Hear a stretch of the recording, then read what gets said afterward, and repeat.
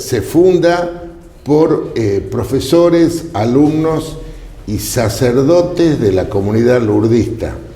Y entonces mucha gente, muchos profesores y sacerdotes pensaron después, con el correr de los años, que esta asociación civil podía pertenecer al Colegio Sagrado Corazón.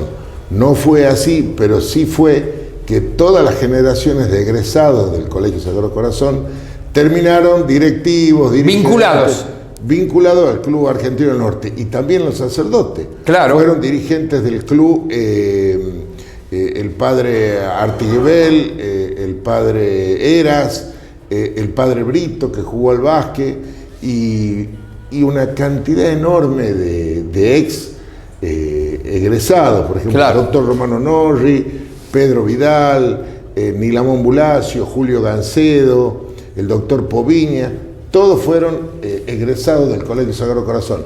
Y en el caso particular mío, yo ingresé a la comisión directiva del club a los 17 años que el doctor Romano Norri pidió permiso a personas jurídicas si podía integrar la comisión directiva del club, y bueno, estuve ininterrumpidamente desde los 17 años hasta aproximadamente los 44, muchísimos años. Bueno, pero usted sabe que no es el único argentino del norte en Tucumán. No me diga. El club de Tafí Viejo, cuando usted llega a la rotonda que está la iglesia de Cristo Obrero. Ah, la iglesia. Cuando usted pasa va por Roca, pasa la vía, llega a la rotonda, ahí está la iglesia. A la par de la iglesia, por Avenida Roca, en Tafí Viejo, hay un club que se llama Tiro Argentino del Norte. Mire usted. Sí, sí. ¿Y de qué el club juega? No, el club siempre fue un club vinculado al básquet. Vinculado al básquet. Claro, sí. Está la cancha de básquet. Claro, ahí. Sí, por supuesto. Sí, entonces se llama Tiro Argentino del Norte. Porque un día me pregunta dónde queda un empresario del rubro musical, me pregunta, che, un club argentino del norte en Tafí Viejo. ¿Cómo? Claro, ¿qué dice Argentino del Norte? Yo lo asocio con el argentino que todos conocemos. Claro. El Sagrado, que además es el vicedecano del fútbol tucumano. El segundo, después de Atlético. Después de Atlético. Fundado. Y ahí me acordé, Tiro Argentino del Norte. Qué bárbaro, ¿no? Qué lindo. Claro, recordemos que todo esto tiene que ver con los albores de la patria. Viajaron, el ejército del norte viajó, ganó en Suipacha, perdió en Sipe, ganó Salta y Tucumán, perdió en Vilcapugio y Ayohuma. Entonces el ejército del norte con Belgrano fue al Paraguay. Exactamente. A luchar con los realistas, ¿no? Así es. No con los españoles, porque españoles éramos todos. Éramos todos, y los realistas eran los soldados del rey. Claro, y acá no querían, digamos, ya estaba con esa idea de no querer al rey. Bueno, porque además era el absolutismo. Así es. Era otra idea, no era el rey de ahora que está en una monarquía parlamentaria. Era monarquía absoluta. El absolutismo. Era el absolutismo monárquico. Bueno, entonces dejó su simiente, dejó su idea, y estos clubes revalorizan todo eso. Así es. A partir del nombre, de la idea. En Salta le dicen los militares, es gracioso, ¿no? Claro, y acá le dicen los sagrados por la influencia del Colegio Corazón. Hace un rato decíamos que todo esto, cuando veíamos el acto en Amaicha, bueno, decíamos, vaya a saber con qué intereses ocultos o con qué intereses siempre, desde un tiempo a esta parte, algunos han querido que la Argentina sea una sociedad atea y apátrida, y lo siguen buscando, pero no van a poder. No porque esta patria está basada en la fe, y está basada en los símbolos y en la genialidad, en la idea de muchos hombres de nuestra patria. Hoy Belgrano, mañana Belgrano, hace unos días Güemes y todos los próceres que trabajaron por la independencia. Sí, yo quería ahí valorar el tema de Güemes. La gente tiene que saber que si la Argentina es libre y se pudo parar a los realistas en el norte que venían del Perú, claro, fue por la inconmensurable tarea de General Güemes. Y fíjese lo que es la historia. No teníamos un día de Güemes. Tuvimos que esperar prácticamente 2000 años, 200 años para que se pudiera poner el Día Nacional, que yo le podría llamar hasta de la soberanía nacional, porque Güemes fue una persona tan importante en la historia argentina que con sus montoneras y su gauchada pudo parar, mire... 7 invasiones. 7 invasiones. De ejércitos profesionales. Algunos dicen 7, otros dicen 9. Pero imagínense, 7 o 9 invasiones de los realistas, parada por el general Güemes, sus montoneras, sus gauchos, es realmente una cosa de un patriotismo exacerbado, muy parecido al patriotismo de Belgrano, que fueron muy amigos, que fueron... ¿Sabe por qué Güemes no está en la batalla de Salta y Tucumán? No. Porque está detenido por Belgrano. Está detenido por Belgrano. Está confinado en una prisión en Santiago del Estero. Ah, sí, sí, recuerdo. ¿Por qué? De gusto. Por problemas amorosos. Porque dice que Güemes salía con una mujer y que no podía salir con esa mujer. Entonces lo saca Belgrano. Después van a ser muy amigos. Hay que leer las cartas de Belgrano a Güemes y de Güemes a Belgrano. La verdad es que cuando uno lee la forma que se escribe el castellano, es de una riqueza conceptual. Juan, y la historia se escribía por las cartas. Totalmente. O sea, la historia se escribió por las cartas de los próceres. Pero esos son los testimonios. Los testimonios vivos de cómo vivieron. Y después, realmente, Belgrano y Güemes, el parecido de haber parado a los realistas en el norte, porque estos problemas no los tuvo Buenos Aires y el puerto. La invasión fuerte de los realistas fue por el Alto Perú del norte. Claro. Y si no hubiera existido la batalla de Salta y de Tucumán, no estaríamos hablando, quizás ni siquiera estaríamos hablando de la Confederación Argentina o de la Provincia Unida o de la República Argentina después de la Constitución, si no hubiera existido Salta, si no hubiera existido Tucumán, si no hubiera estado el general Belgrano desoyéndonos las órdenes del directorio de Pueyrredón. Claro. Si no hubiera estado Güemes con sus montoneras, que eran, el ejército de Güemes era un ejército provinciano. Hechizo, hecho a su forma, con sus caballos, con sus boleadoras, lanzas. Obviamente vestido del rojo punzón, porque Güemes era un héroe federal también. Eso claro. Explicarle. Eso no le gustaba a Buenos Aires. No le gustaba a Buenos Aires. No. Cuando lo dijimos, cuando murió Buenos Aires, la Gaceta de Buenos Aires puso: murió el abominable Güemes. Porque Güemes, para la mirada porteña, se parecía mucho a Artigas. Así y temían que Artigas, tenían que Güemes tome la posición de Artigas. Y nada que ver, Güemes luchó principalmente contra los realistas y además contra la sociedad oligárquica a la que él pertenecía de nacimiento. Así es. Usted cuando va a Salta y va a una familia tradicional tiene el cuadro de Güemes. Claro. Y después por ahí algunos desvíos opinables de la vida de Güemes. Pero lo cierto que para el porteño, Güemes se asimilaba mucho a Artigas. Y para que la gente sepa, Artigas era un hermano de una provincia del Río de la Plata. Totalmente. Era un hermano dentro del virreinato que fue el primer hombre que declaró la libertad de los pueblos libres del sur. Con Corrientes, y los 33. con Entre Ríos. Claro, con Entre Ríos y Santa Fe y la Banda Oriental. Claro. A ese congreso, que fue el 1 de julio del año 1815, estuvieron invitadas todas las provincias de Argentina. El celo de Buenos Aires era tal que no participaron del Congreso de los Pueblos Libres del Sur, que fue la primera independencia que hubo en el suelo argentino. Y ahí se apuraron los españoles, los criollos, para hacer el Congreso de Tucumán, que duró un año en 1816. Bueno, Amancio, curso de formación, hermoso el tema, podríamos estar hablando ahora de esto, ¿no? De las anécdotas, recordemos que todo lo que San Martín le dice, con Pueyrredón hablando, le dicen, bueno, mirá, aguantá acá en el norte, para que la gente lo entienda, aguantá acá en el norte, que nosotros vamos a dar la vuelta, nosotros vamos a cruzar Chile, y porque San Martín concebía que había que atacar el poder real y formal en Lima. Así es. Ahí había que ir, y entonces pero sabía... Pero Lima tenía que ir a Chile, libertar Chile, y por barco... llegar allá. Llegar a Lima. Entonces... No tenía que producirse la invasión hasta Buenos Aires de los realistas, porque si no se acababa todo. Se acababa todo, así es. Aún cuando San Martín, digamos, entre comillas, digamos la verdad, lo estaba bancando Chile ya. Así es. Podríamos llamarla a la batalla de Salta y de Tucumán la República ganada. Totalmente, porque fue ahí que se salvó la patria. Claro, porque además a Belgrano le dieron la orden que se volvió a Córdoba. Y Belgrano, junto con Bernabé Arau, digamos, todos desobedece. ¿Por qué esto es así? Desobedece. Y Belgrano le encomienda a la Virgen de la Merced el triunfo de los patriotas. Así fue. Y va a pasar un hecho increíble. Están peleando, discutiendo los realistas con los patriotas y una manga de la costa. Se oscurece el cielo. Fue una cosa increíble. Se prenden en fuego los pastos. Cuando cae la noche nadie sabe quién ha ganado, porque esto es la verdad. Así fue. Así fue. Bueno. Fue un combate largo de 4 o 5 kilómetros. A las 5 de la mañana nadie sabía qué había pasado. Esta es la verdad. Pero bueno, y otra diferencia, ¿cuál es entre Salta y Tucumán?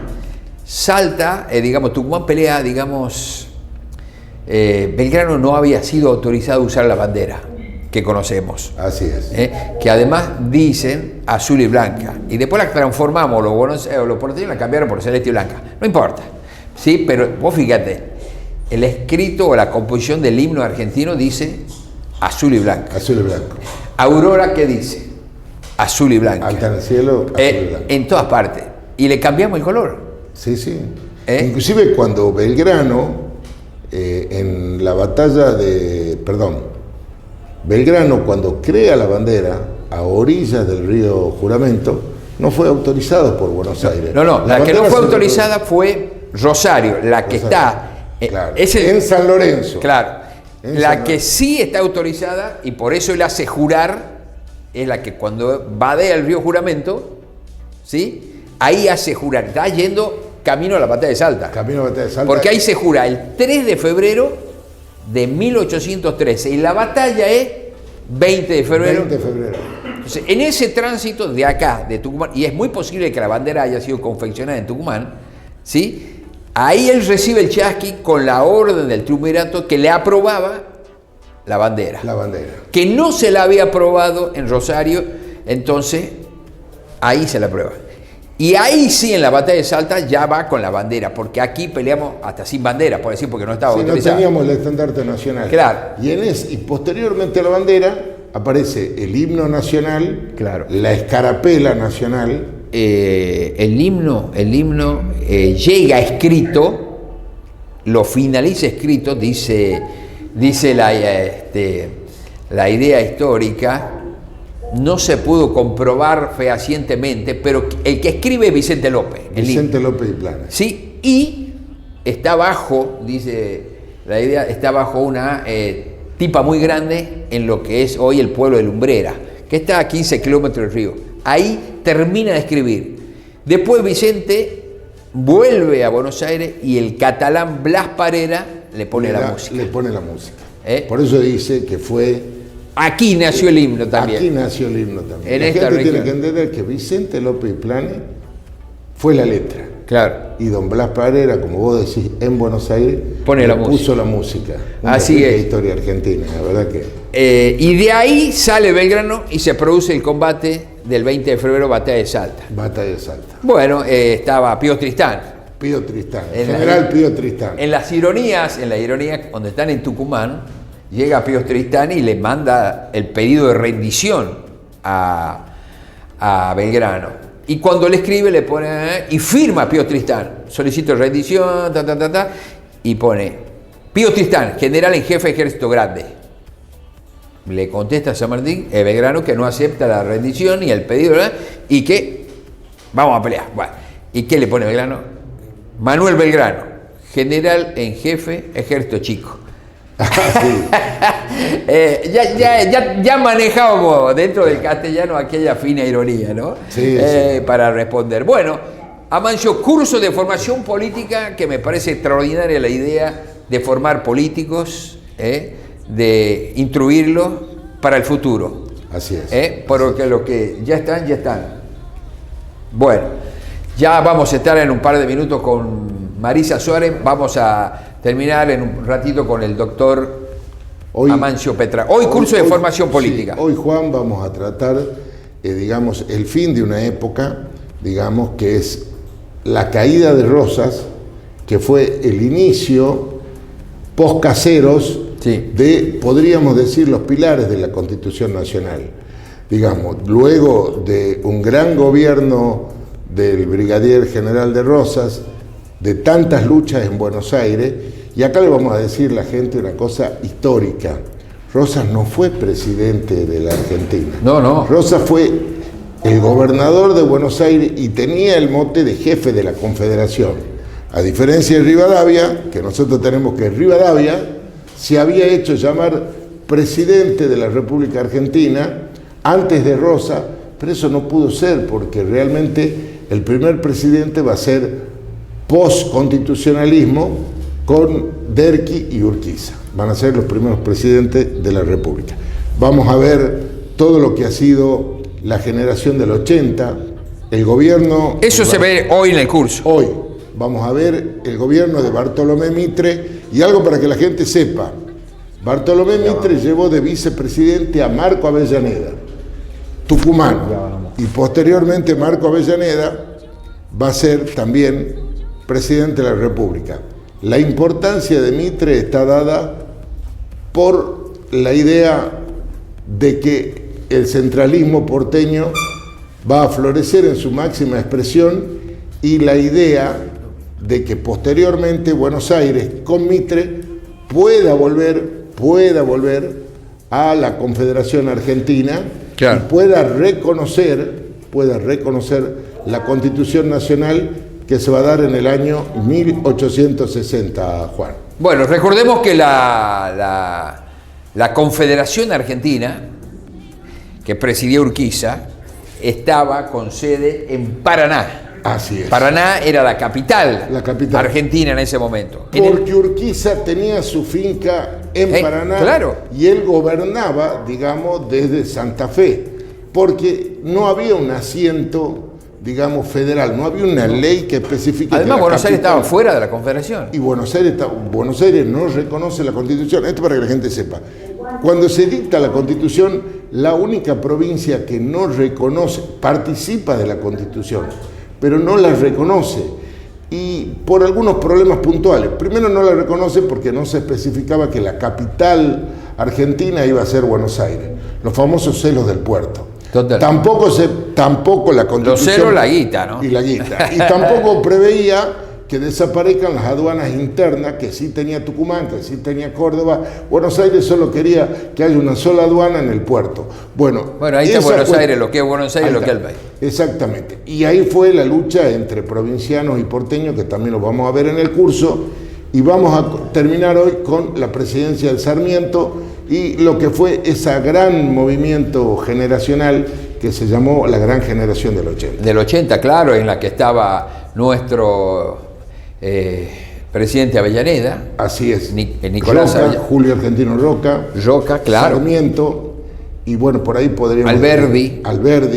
Alberdi, que fue el fundador de la Constitución. Y esto también para que la gente sepa y tenga conocimiento. No es que Alberdi estuvo haciendo la Constitución. Alberdi hizo un libro, claro, que lo hizo entre Chile y Uruguay mientras él estaba en el exilio de Rosa, que le encomienda la Confederación que prepare una obra para que los constituyentes pudieran, a partir de esa obra, poder hacer una Constitución.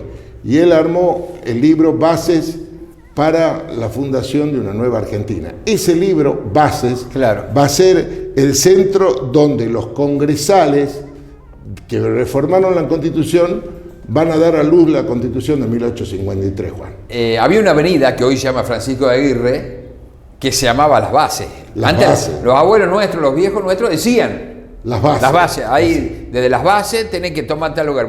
Se cambió después por Francisco de Aguirre, que es el expedicionario que llega a Santiago del Estero, funda Santiago del Estero, y de ahí salen las corrientes colonizadoras que van a fundar Tucumán, Salta, Jujuy, La Rioja, Córdoba.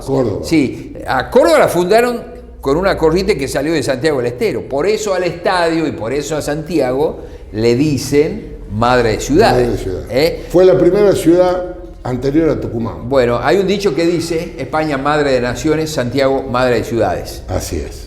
Tal cual, Juan. Bueno, Mancio, ¿cómo va el curso? ¿Bien? ¿Está concurriendo la gente? ¿Tiene ganas de aprender? Mira, nosotros tenemos un grupo, si bien se inscribieron 300, pero 200 alumnos van en forma permanente todos los jueves. Y van más de la media. Y van mucho más de la media, y es importante el conocimiento. Y una de las cosas que me decía el contador Ortiz Soler, el grado de calidad que tiene el curso se asemeja a un curso de posgrado de los mayores niveles.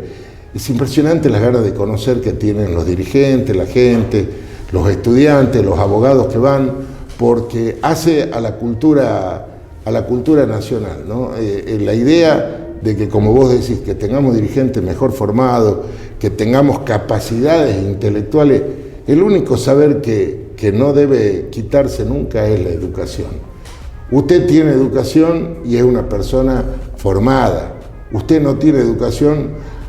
A veces uno ve en los gobiernos dominantes de provincia o de nación personas que tienen un desconocimiento cabal de la historia argentina. Cuando por ahí usted le pregunta al presidente Milei sobre la generación del 80, le puede contestar una burrada. No. Le puede contestar una burrada. O cuando usted le puede decir si Alberdi fue el padre de la Constitución, puede contestar otra burrada. O acá también se daba el caso de que había embajadores que venían y a los gobiernos de Tucumán le preguntaban cuántos kilómetros cuadrados tenía Tucumán y no sabían. Desconocían, o por ahí algún ministro tampoco tenía idea. Entonces yo creo que esta idea que ha tenido el contador Acevedo de ir sembrando una pequeña idea, porque esta escuela va a continuar con los años mientras esta legislatura termine su mandato. Claro.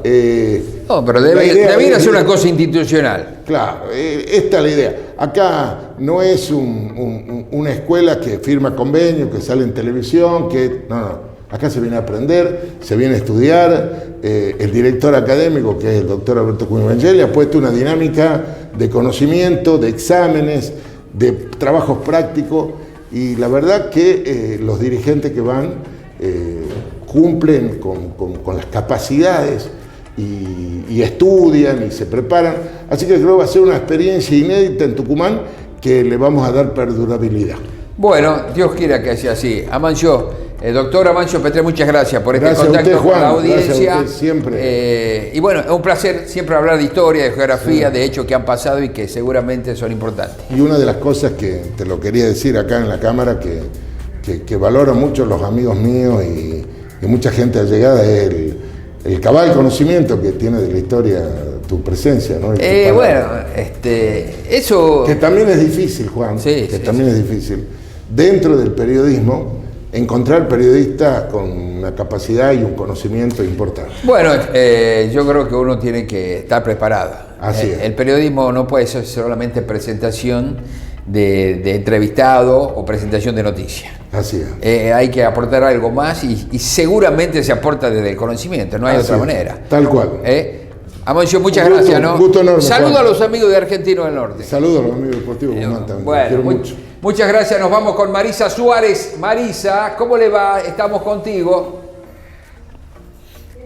¿Cómo estás, JJ? Buen día para todos los compañeros, por supuesto también para los televidentes. Aquí bien, escuchando atentamente también al doctor Amancio Petray, que la verdad es todo un éxito estas jornadas que llevan los días jueves aquí en la legislatura. Está mi hermana también, que estudia abogacía, también participando de estos cursos que está brindando el doctor, y la verdad que felicitarlo. Yo también quería participar, pero los tiempos no me dan, porque es muy interesante lo que está dictando con estos discursos que está llevando a cabo acá en la legislatura. Y bueno, justamente nos encontramos nosotros aquí en la legislatura provincial porque ya hay varias actividades y comisiones. Recordemos que la semana que viene la legislatura va a sesionar 3 veces en la semana, así lo ha anunciado el vicegobernador